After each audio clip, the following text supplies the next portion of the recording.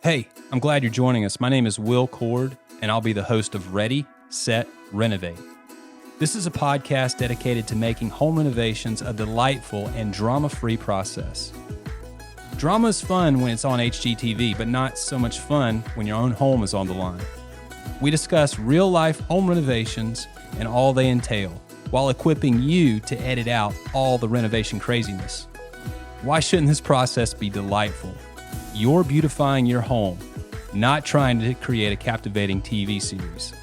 Today, on Ready, Set, Renovate, we're discussing a part of the country that for many is a highly desirable place to live, the upstate of South Carolina, where I happen to live and our business, Daniel Builders, is based. In this episode, we'll take a look at why it's such a great place to be and delve into what the future holds. Under What Conditions is the title of this episode, and we have a great A-list of guests joining us.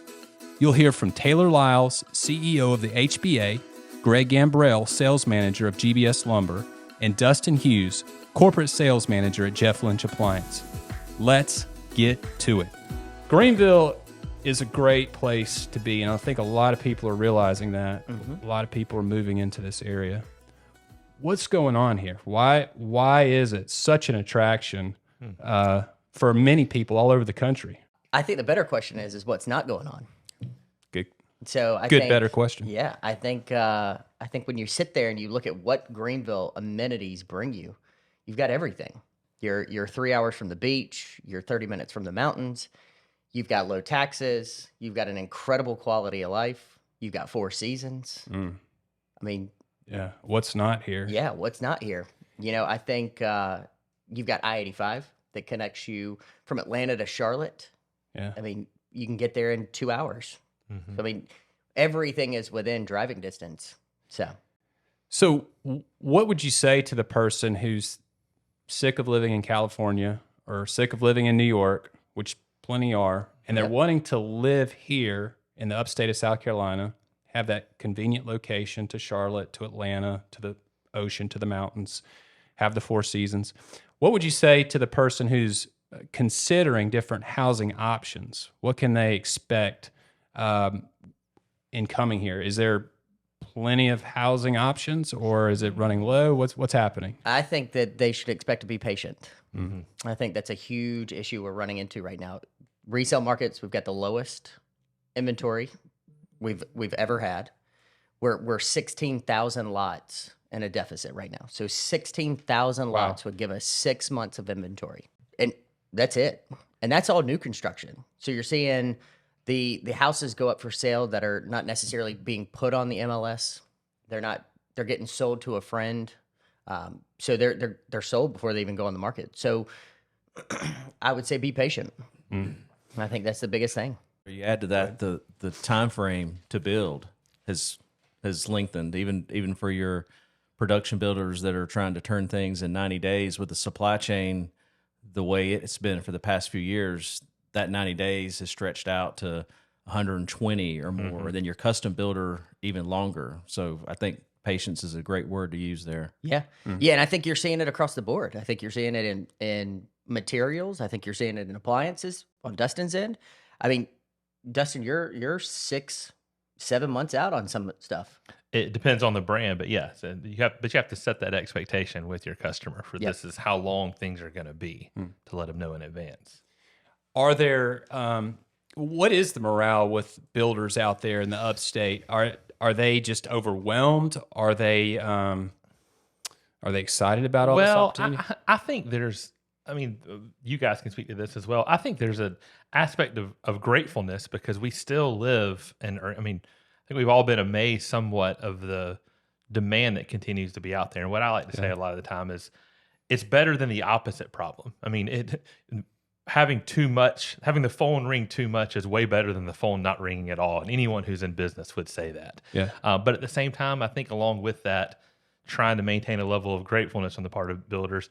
I think there is a high level of weariness right now when I speak to and talk to builders and contractors, just because something that used to not be quite as much of a taxing process, that, you know, the process of getting the materials, to getting the person there on time, to getting the labor. I mean, it just takes more phone calls and more steps. So I do think, if you guys maybe can speak to this, I think there's a high level of weariness, but then they end the conversation with going, but hey, I'm grateful. I'm grateful that clients are still calling me. But it's a very difficult process to build a house right now, as it always is. But it's just taxing, Yeah. So. Would you agree with that, Greg? That builders are just feeling a little overwhelmed, or what's their primary concern right now? Yeah, like to Dustin's point, everybody's grateful to have the business and to be so busy, but at the same time, stuff that they've done forever and had a process in place has been completely turned upside down over the past 2 years. So, like, for example, used to builders would order their windows about the time they started going vertical with the framing.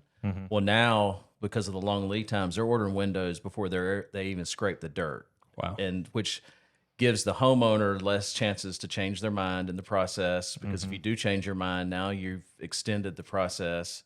So it's just everybody's had to adapt. And I think what we're seeing now, the guys that are doing a good job of adapting are the ones that are really excelling in this market. And to Dustin's point, they're grateful, but they're also having to work a lot harder just to do what they've always done. Yeah. And it doesn't sound like a huge deal, but with longer lead times, it means people have to touch that many more times. So the builder has to make that many more phone calls to check up on it. The builder has to reassure the homeowner that many more times, for 22-week lead time for windows as opposed to a 10, whatever it is. That means they're doubling the amount of times they're having to have the conversation with, I promise they're on order. I promise they're still coming. It doesn't sound like a huge deal, but it just gets wearing to have to continue. By and large, are clients generally understanding about what's going on, or that's a loaded question? Yeah. It all depends on the client. You have some that are very understanding, and then you have some that have that Amazon mentality that they ordered it today, it should be there tomorrow, and that's something we've always battled in this industry. And clear communication and setting expectations up front is key. So you're going to run the gamut there on what you encounter. Yeah. So Taylor, you get a lot of calls, I'm sure, from people moving in. Hey, can you recommend a good builder? Can you recommend a good general contractor? How do you coach those folks on what to look for and what to kind of expect? My goal is to try to set an expectation before they even get to the builder. Yeah. So what I want to do is I'm going to vet that customer or potential customer, and I'm going to ask them square footage. I'm going to ask them zip codes that they've looked in or counties that they've looked in. I'm going to ask them build price point. And if they come in and say, hey, I want to build a full custom house at $200 a square foot, I'm going ahead and breaking that expectation. I shouldn't say breaking the expectation, but I'm letting them know, instead of one of my builders having to say, we can't build that. So we're setting that expectation before they even get to the builder. And that's something that we're trying to do. And I've had several conversations with builders about, is this okay? And they've all been unanimously, yeah, we love this. Oh yeah, we greatly appreciate this. Well, builders who are part of the HBA really, really value the HBA because you do that legwork on their behalf and many other things. Quick plug for the Greenville HBA. They are the fastest growing home builders association in the nation. Thank you, Will. That's pretty significant. We've done an incredible job. We've surrounded ourselves with great people like all of y'all. Yeah. And that is what's made this thing work. We've given an opportunity for people to shine, and that's what they've done. Highly recommend anybody listening to check out some of the resources you can find from your local Home Builders Association, and specifically the Greenville Home Builders Association. It's a great one to be part of. So, Will, can I jump in real quick? Taylor mentioned something, and I think this is good advice in dealing with and how homeowners can handle things, and it's the idea of setting the expectation. I appreciate that you do that, because everyone, whether you're a supplier or a builder, the tendencies when you first meet with a client, we're all in a form of sales, whether it be selling a home or selling something. We want to impress as much as possible. But I think some of us have learned to kind of back down on that a little bit in order to be able to set the realistic expectation, even if the customer may not be as impressed at first. You say, I don't know when this is going to come in, and it may cost this much more. And those aren't really, that's not really great sales tactics to say, I don't know when it's coming in, and it may cost you 20% more. Right. But in this environment, it's actually better to do that up front, because you're setting the expectation with that customer for them to know the reality they may be facing, as opposed to in the past, the tendency may have been to say, yeah, we can get it for you tomorrow, and I can probably, not that you would say Sure. that, but It sure beats the alternative of disappointing lying to them them, later. Yep. and then all of a sudden, hey, you lost all credibility because it didn't really play out at all, like you said. or them being angry with you 3 months down the road because nothing you said really happened. So I think the idea overall right now in this, and that's the one thing I would say in this market, setting the expectation early, I think is probably the most key thing with the customer that builders and suppliers can do together. For sure. Excellent point. No, that's for sure. And I think sales in general changes when there's so much demand. You don't have to scrap and fight. You do have to keep the quality levels up. Absolutely. Another thing you do, Taylor. All right, guys. So where do we go from here? What does the future hold? I mean, we've had some great 3 years here of incredible demand. People coming into our area. A lot of people spending money on their homes. What does the next 3 months look like? I think personally, we've never been in this situation. We've never been in a situation where we've had more demand and less supply. We go back in history. We've never been here. '08, completely different. And I will argue this until I'm blue in the face. Completely different. Banks are in a better position. Yeah. Consumers are in a better position financially. And we have the demand. So one thing that we're running into right now is we just can't get enough lots on the ground. And some of that comes from government regulation, local regulation, our planning and development. I'm going to get yelled at for this because I'm going to make this comment, but our planning and development commission had 3 neighborhoods last week with less than 200 lots total that got approved. We're not making progress. We're going back in time, and people want to move here. So we've got all of this incredible industry moving to Greenville. There's so much demand, and we can't get lots on the ground. So where do we go in the next 3 months? We're just going to keep growing. From a remodeling standpoint, 2020 we were up 13%. Y'all were up 13% year over year. 2019 over 2020. 2021 they're expected to be 7.5% rise over that. So in 2 years, you've seen a 20% increase because people can't get lots. If the material's not there, and I'm going to shout out Home Trust Bank, Rob Evans, because I gave him a call yesterday. You can get a 4.5% 10-year ARM on a loan versus a 6.5%. So now remodeling's starting to look better for people. Yeah. They're just aging in place. Yeah. So I think from a remodeling standpoint, you're going to see that spike. From a new home standpoint, you're just going to see the demand continue. I personally do not see it slowing. That's good news. As you mentioned earlier, Dustin, it sure beats the alternative of not having anything going on at all. Sometimes I know you wish you could just catch your breath, but I'll take it. Yeah. I'll definitely take it. Here's something I wanted to bring up, and all you guys can weigh in. Where does that leave us with affordable housing? So you have people spending large sums of money because they have large sums of money.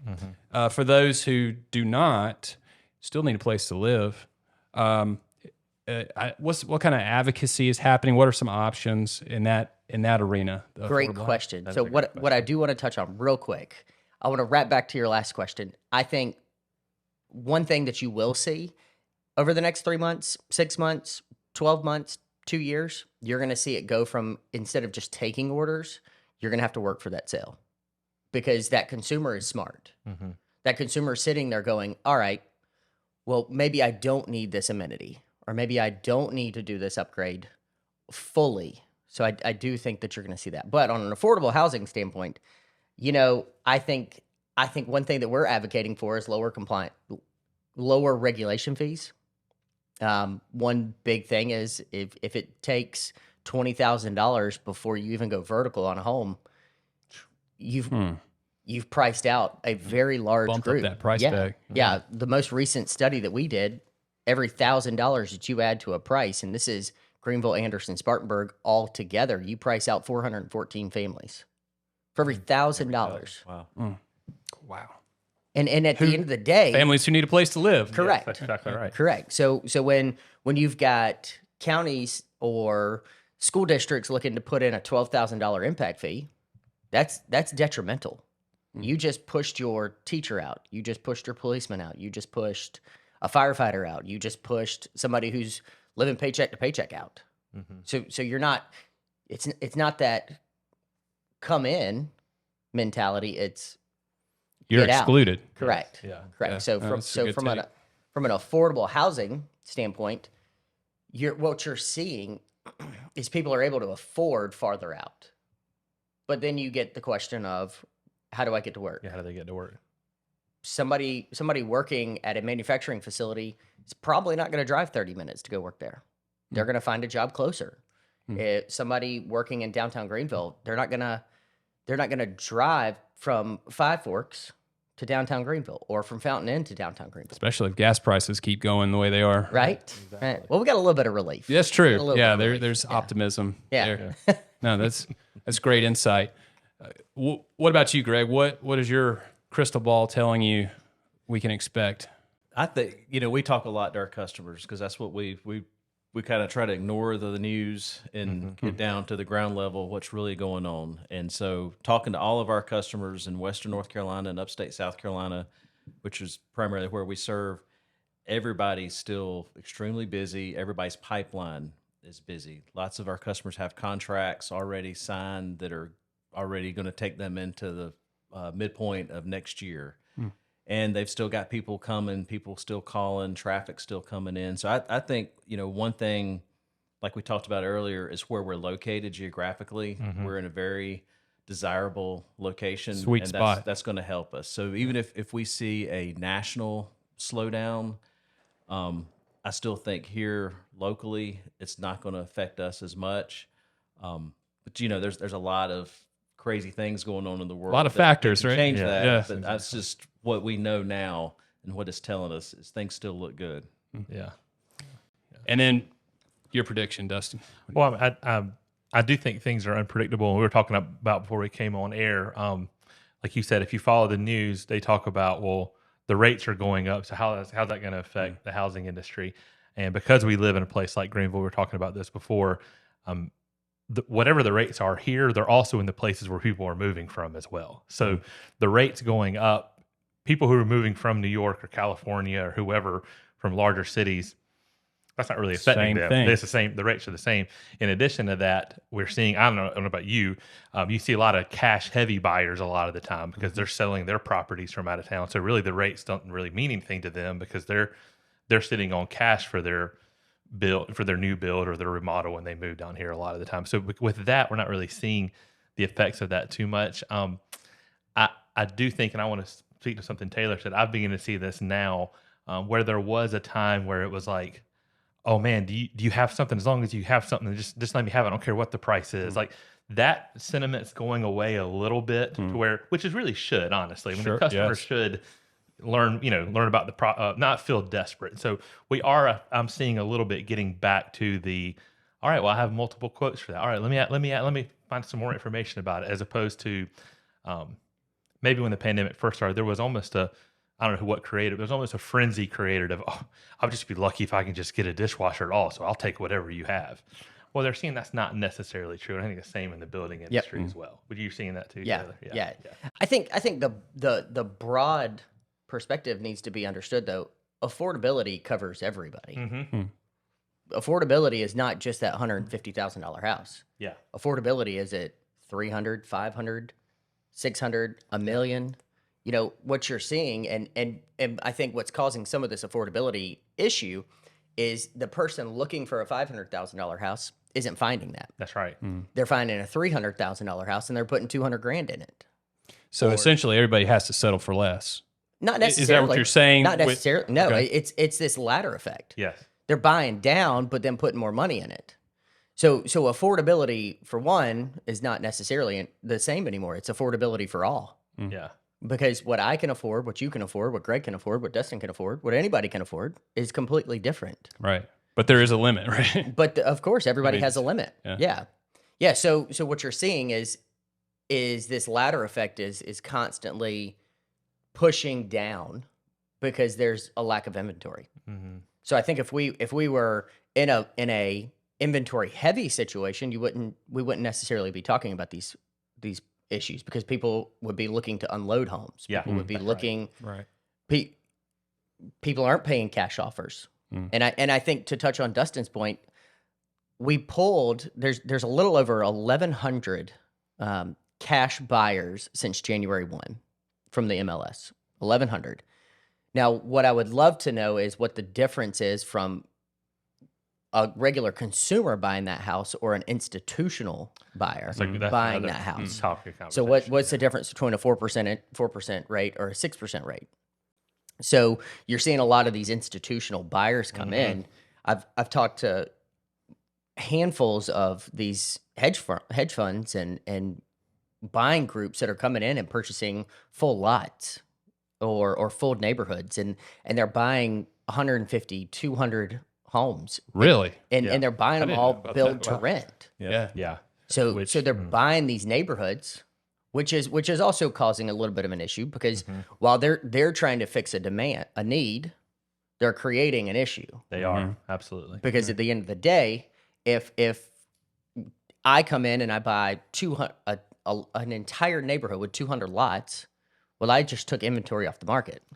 Perhaps affordable inventory, entry level affordable yeah. inventory as well, which becomes an And what's issue. interesting though, You what almost you're create seeing- like a monopoly a little bit, right? Correct. I Yes, mean, that's what's that is and what's then happening, the yeah. competition suffers. Yep. And the options Yeah, dwindle. and then another concern you have, which that plays a part of, is you start limiting your first time home buyers. That's what I'm saying. And your first time home buyers are the ones that are moving up into they start having kids and growing families, and they start stepping up and then stepping up and stepping up. And so right now that cash heavy high end market is doing really well, but eventually if we don't fix the affordability issue, you're going to start seeing a slowdown because there's not going to be enough people from the first time and second time homes moving up into those larger homes. That's exactly right. Rick Quinn, he told me one time, he said, affordable housing should be the concern of everyone in the building industry. It's not just those who are building or providing. If you're $1 million custom home builder or $1 million above, you want there to be affordable housing because that first house has to happen to lead to that fourth, fifth, sixth house when they get to you. And so that's exactly right. It's a concern of all of us in the industry, honestly. It's not just about being nice. Yeah, no, I I mean, you're tied to this too. as we're far all as- tied to this in some way. And that's why the HBA, they are connected to a lot of builders who I think it'd be honestly a great episode to have some of these guys on. I mean, just a tip there to talk about the whole episode about the idea of affordability. There's a lot of people in the HBA who are really connected with and understand what needs to be done advocacy wise to maintain affordable housing in Greenville. Yep. Yeah. Well, we appreciate you tuning in to this first episode of Ready, Set, Renovate. Hopefully you got what we provided, which was a 30,000 foot overview of what's happening here in the upstate. To sum up, it is a great place to be. There's no question. We're all very fortunate to be here, and we're all very fortunate to be part of the building industry here. Special thanks to my guests. Guys, I know giving time is worth a lot, and it was worth a lot to me to have you guys on. I really appreciate it. Highly recommend anybody who's interested in learning about appliances or more about building materials or the HBA to reach out to these guys. Thanks again. We'll see you. We're delighted you tuned in for today's episode of Ready, Set, Renovate, your guide design build resource. Are you ready for your home to undergo a transformation? We'd love to talk to you about it. Visit us at danielbuilders.com and tell us about the home renovation you envision. In the meantime, subscribe to Ready, Set, Renovate, and we'll keep the renovation inspiration coming.